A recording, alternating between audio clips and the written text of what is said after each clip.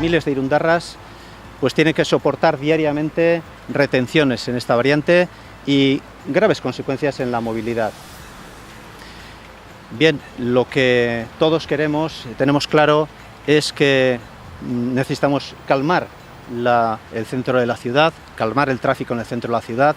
Necesitamos descongestionar la ciudad para conseguir construir una ciudad más amable. Y para ello hay que abordar estos dos proyectos que he mencionado.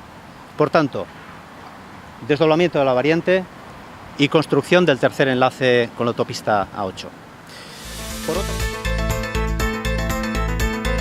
Hemos llegado a un acuerdo con Bildu para que la pasarela peatonal a la altura del Hospital Comarcal, que entiendo que está geográficamente en Hondarribia, pero que daría un servicio importante, que yo luego puede glosar Xavier, lo sabe mucho mejor que yo, pero es una partida de 990.000 euros para esa infraestructura a adjudicar y a desarrollar este mismo año.